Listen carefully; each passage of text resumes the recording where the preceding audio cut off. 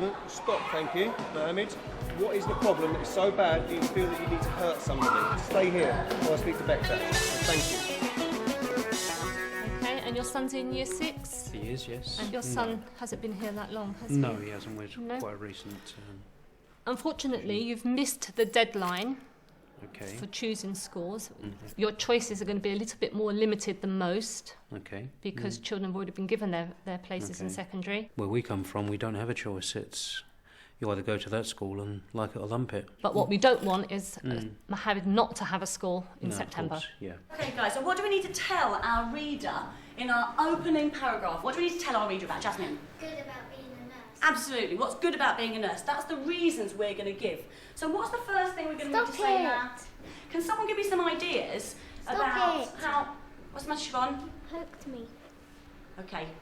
Mohammed, I'm giving you a warning now. You need to stop, all right? Our golden rule is that we listen. Okay? And is there anything else I can help you with? Yeah, there is actually. We're having great problems with the housing issue at the moment. My family joined me, as you know, from Pakistan, and we're currently in a bedsit, which is very, very cramped for space. Okay, your son's primary school has a very good pastoral team that may be able to support you in making a housing application. Sure, I'd appreciate that very much. Would you like me to refer?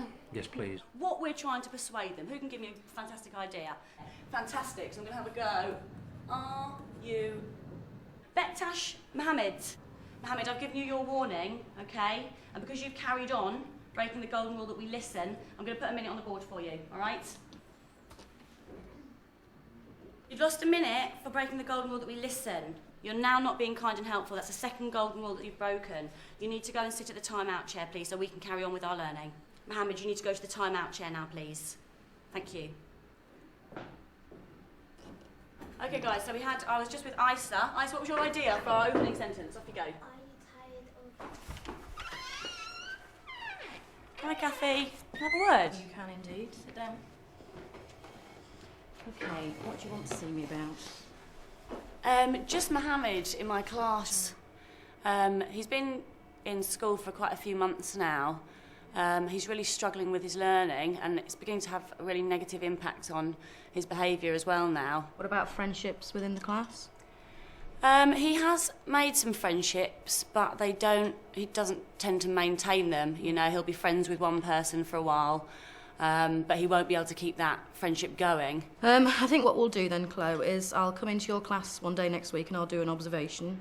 We'll fill out the class teacher record of concern form, and then we'll get together and do an IEP and obviously set him some behaviour targets and some literacy targets and get his dad involved and get him to sign it off. Does that sound okay? Lovely. All right, great. Thank you very much, Kathy. There you go. See you soon. Cheers. Bye. Bye-bye. Okay, Maggie, you put on the agenda you wanted to talk about Mohammed Khan. Yeah, I met with Dad last week to complete a secondary application because they've missed the deadline for starting school in September. And we completed the form, although some issues come up about housing. Okay. And I asked Dad if he would be prepared for us to refer it to pastoral care, and he said yes. Okay, because I know we've picked up quite a few behavioural problems with... Yeah, Chloe, his class teacher, has raised quite a few concerns about low-level disruptive behaviour in the classroom, and he was involved in a fight in the playground last week that I had to intervene in. We've got together and done an IEP for him, and obviously he's working towards those targets, but I think we need to do something else. Have we done any assessments? Not so far other than what he would normally get in class, but I think it would be wise if Chris, if you could get involved and do some assessments on him. That, and it sounds like there's perhaps more complicated issues as well. What kind of assessment would you do? Well, I mean, it will depend on his language level, so I think I'd like to just get an idea of where he's at the moment. It's starting to sound like it's pretty complex, because we've got housing, we've got learning, we've got behavioural stuff going on, we've got transition to secondary. Maybe we should think about doing common assessment at CAF. I think so, yeah. Okay, well then I'll need to speak to Dad as well sometime about whether he'd be happy to go ahead with that, because there's too much information we don't know, isn't there, as well, so we could get it all down and try and coordinate what we're going to do. Just kind of give him some more discipline. Back home he's used to far, far, far more discipline than you guys are giving him. Really, we felt that it's quite a complex situation with Mohammed, because obviously we've got the concerns about behaviour, which we think are probably linked to the learning difficulties that he's having at the minute. Because there are quite a lot of issues here and potentially going to be quite a lot of people involved in trying to support yourself and Mohammed and your family with some of these issues, we'd like to do what's called a common assessment. Have you heard of a CAF? No. Okay. Basically, a common assessment is a new assessment tool that's being used in all agencies in the UK that work with children and young people to get a thorough assessment of what the needs of the child and family are. So in the first section, we'll look at the development of Mohammed. And the second section is for you to tell me and the rest of the team that we're going to create how you think you're coping as parents. And the last section, this is where we'll think about housing, because family and environment is looking at That's our biggest the wider problem issues at the moment. Yeah, so we'll think about what we want to get. We'll think about what Mohammed needs in order to achieve those things. Yeah. And we'll decide what we're going to do and who's going to do it and when's it going to be done. How are you for time now? Have you got time to actually start putting some information onto the form? Yeah, I'm okay. So I've got a few minutes, yeah. Can you tell me what you enjoy most about school? Football. Oh, football. Yes, I like football. Now, Mohammed, what I'm going to do is I'm going to ask you to look at some words and some pictures, and I want you to tell me what you see. Sun. Yes, good. And you can see underneath 4 words. Can you tell me which of those words begins with the same sound as sun? This one. And what sound is that? Ah. Okay. Jaldi karo na. The purpose of the meeting will be to share the information we've already filled in on the common assessment, Okay. and then to see if there's any more information that we can put in or anything anyone else has got to add to that. And I want to remind you this is totally with your consent, so if you want to take anything out of that, or if you don't want somebody to put something in, you can you decide what goes on that form, yeah? Okay. Worried about it. Hi everyone. Do you want to take a seat? What I'm going to do is just take us through the 3 main areas, because I think if we can just sort of have a discussion about the things that we think are going well and the things we might have more concerns about, and then I'll kind of record it in the right boxes as we go along. Okay. How about speech and language and communication? So things like, I know he communicates in Urdu at home, doesn't he? I came with an Urdu interpreter and made an assessment of Mohammed a couple of weeks ago. Although he could chat away nicely to the interpreter, there were a couple of things when the assessment was going on that he found quite difficult. I know that you're trying to make him speak English at home, but if you focused on his Urdu, we can do the English bit in school, and I think you carry on speaking Urdu at home. Yeah, we'll try to do that. Okay. And anyone else got any other observations in terms of communication? On a one-to-one basis with me, although he did have the difficulties with his language, in terms of his interaction, it was appropriate. So let's stick with learning, since we've kind of started talking about that. In terms of his willingness to kind of explore and get involved and desire to learn, I guess, what's the feelings from the class teacher? Well, he's quite disruptive in the class. Right. Mainly low-level disruption. And he doesn't seem to engage. I mean, he engages in physical activities and stuff, things like PE, but in terms of anything else that goes on in the curriculum, he's not really very interested or motivated. Okay, so not particularly exploratory or... No, not really. Okay. I think we've got to encourage him that it's okay to make mistakes, because that's how you learn. And I think if he thinks I've got to get it all right, he's going to give up. And that might explain some of why he gets angry in class. In Pakistan, where he was teaching, my wife tells me he was having some difficulties with the teachers there. They're much stricter over there. If you do get something wrong over there, you get a swift rap across the knuckles. So that's maybe why he's trying too hard. Parents and carers we're going to move on to next, and you've not indicated to me that you've got any concerns about his sort of general safety. He's adequately well fed, well nourished.